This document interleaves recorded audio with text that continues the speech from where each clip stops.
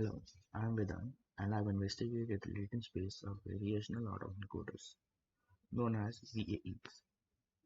Before we move on, here is an outline. And the problem that I'm faced with is with the deep learning methods being a black box, that we cannot certainly track the path from input to output. This is a big issue in the case where mission critical tasks are involved. To signify the importance and set an expectation, I'll be exploring the latent space of one such deep learning method known as the variational autoencoders. Before we move on to the variational autoencoder, first we dive into the autoencoders in general. In autoencoders, the initial data, the blue, is encoded into the latent space, the yellow, and then decoded into the final result, the orange. Here, the latent space is not supervised and can never be trusted. Thus, control is not present.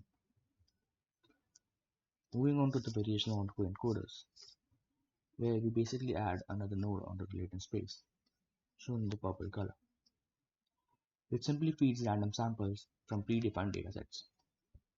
This gives more control and some relevance to the model, as now it has some partially expected data fed into it. In this project, I have used three datasets: MNIST handwritten dataset, fashion MNIST dataset, CFAR, and each with low resolution images and 10 classes. Further, only CFAR is having colored images. They'll help me understand the latent space of EAE model and let me infer the qualitative performance results of the model.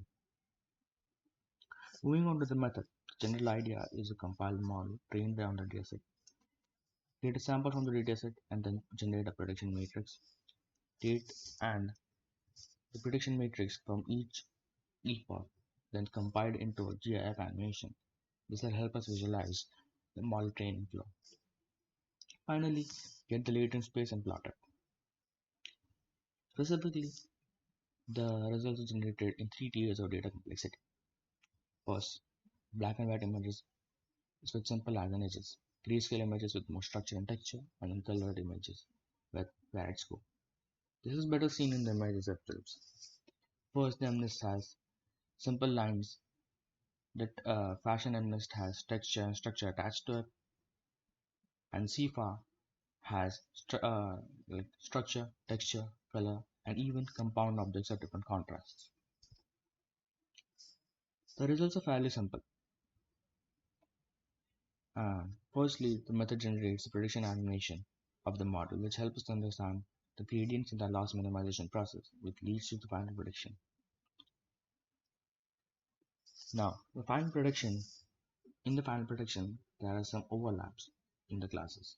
In MNIST, overlaps in the MNIST dataset. There are some vanishing textures in fashion dataset, and the CFAR is almost unreadable. To explore further, we can see the confusion in the prediction stems from the closeness in the latent space of these particular classes.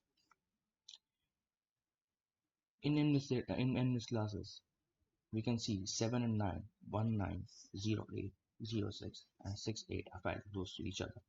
Thus, the overlap is quite justified. Further, we can see the structural challenges faced by the model in learning the fashion MNIST.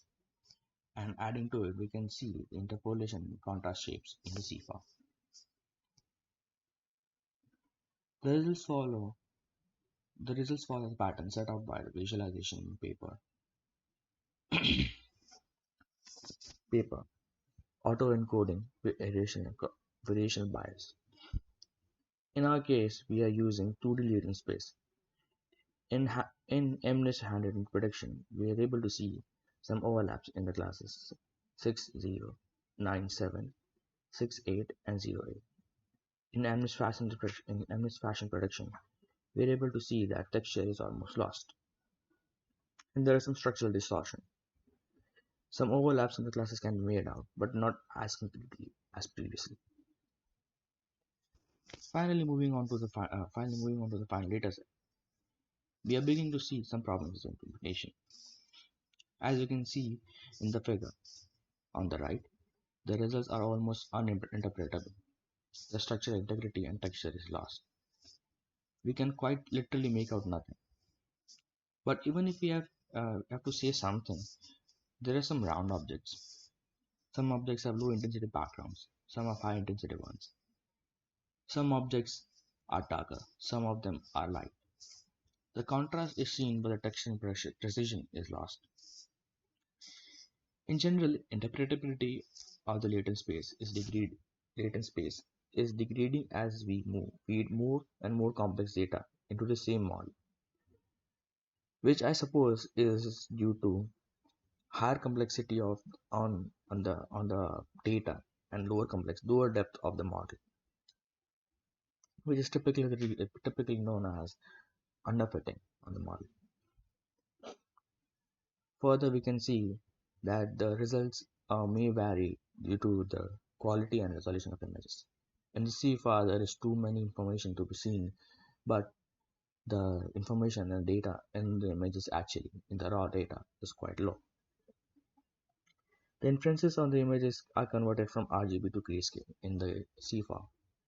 Thus, a lot of information is already lost.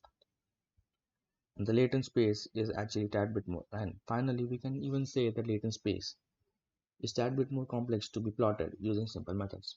Here we can apply e-sneeze or clustering methods, which may help us get into more concrete examples. Thank you.